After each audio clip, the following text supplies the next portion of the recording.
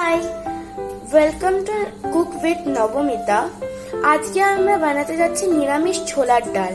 So এখানে আমরা একটা কড়াইতে সর্ষের তেল একটু অ্যাড করেছি। এই সর্ষের তেলে আমরা একটু জিরে অ্যাড করে দেব।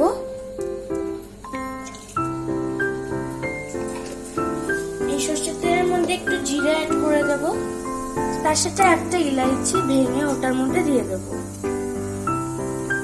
এখন এখানে শুকনো লঙ্কা দুটো ইউজ করেছি আর একটা কাঁচা লঙ্কা চিড়ে দিয়েছি।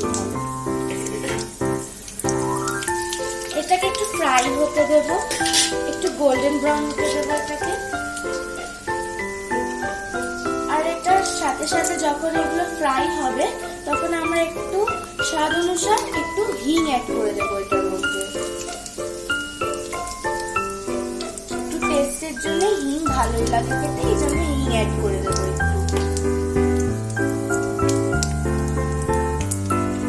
এখানে এগুলো ফ্রাই হতে একটু আদাও গ্রেট করে এটার মধ্যে দিয়ে দেব। একটু আদা নিয়েছি, ওটাকে গ্রেট করে দিচ্ছি এটার মধ্যে। ভালো করে গ্রেট করে দিয়ে দেবো যেটা টেস্টটা ভালো করে আসে। এটা যেরকম দেখতে পাচ্ছেন এটা একটু ফ্রাই হতে স্টার্ট হয়ে গেছে আর একটু হালকা ব্রাউন আর গোল্ডেন ব্রাউন হতে স্টার্ট হয়ে গেছে। এটার মধ্যে এখন একটু হলুদ গুঁড়ো অ্যাড করে দেব। হলুদ গুঁড়োর সাথে সাথে একটু লঙ্কা গুঁড়ো অ্যাড করে দেব। আপনারা যত ঝাল খেতে পারেন তার অনুসারে একটু লঙ্কা গুঁড়ো অ্যাড করবেন।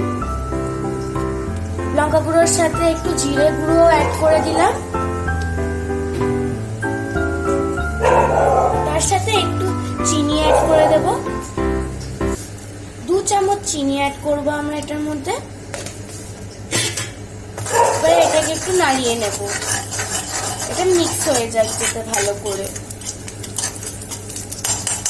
এবার এটার মধ্যে সেদ্ধ করা ছোলাগুলো দিয়ে দেব। এটা আগে থেকেই সেদ্ধ করা রাখা ছিল। এই ছোলাটা আমরা সেদ্ধ করেছিলাম 5টা হুইসেলের জন্য। এই ছোলার ডালটা আমরা 5 হুইসেলে সেদ্ধ করেছিলাম। এটার মধ্যে একটু জিরে দিয়ে সেদ্ধ করে নিয়েছিলাম।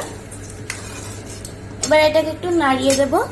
এবারে এখানে স্বাদ অনুসারে একটু নুন অ্যাড করে দেব আমরা, যতটা আপনাদের ঠিক লাগে সেই স্বাদ অনুসারে একটু নুন অ্যাড করে দেবেন। আর একটু গ্যাসটা এবারে কমিয়ে দেবো এটাকে ভালো করে বয়েল করার জন্য, বানানোর জন্য। দেখতেই পাচ্ছে এখন একটু ভালো করে এটা হয়ে গেছে, বয়েল হওয়া স্টার্ট হয়ে গেছে। এখন একটু আমরা গ্যাসের আঁচটাকে বাড়িয়ে দিব গ্যাসের। এটা যখন ফোটা স্টার্ট হবে আমরা একটু গরম মশলা অ্যাড করে দেবো এটা। এবারে হালকা হাতে এটাকে একটু নাড়াতে যাব। গরম মশলাটা অ্যাড হওয়ার পরে আমরা এটাকে একটু ফুটতে ছেড়ে দেব। এটার একটু জলটা কম হতে ছেড়ে দেব এরকম করে। দেখতেই পাচ্ছেন এখন এটা জলটা একটু শুকিয়ে গেছে আর ডালগুলো বেশ গোটা গোটাই আছে। এই ডালটা এখন সার্ভ করার জন্য রেডি। এটাকে ফুটতে ফুটতে বেশ গরম গরম বাটিতে সার্ভ করবেন। আর এটার সাথে লুচি বা পরোটা হলে খুব ভালো হয়। এটাকে লুচি বা পরোটার সাথে সার্ভ করলে খুব ভালো হয়। সার্ভ করার টাইম আপনারা একটু এটা ঘিও অ্যাড করে দিতে পারেন। এই ছিল আজকের আমাদের রেসিপি। আপনারা কমেন্টে জানাবেন এই নিরামিষ ছোলার ডালের রেসিপিটা আপনাদের কেরম লাগলো। আর এটাকে লাইক করবেন, সাবস্ক্রাইব করবেন, শেয়ার করবেন আর বেল আইকনটা হিট করবেন।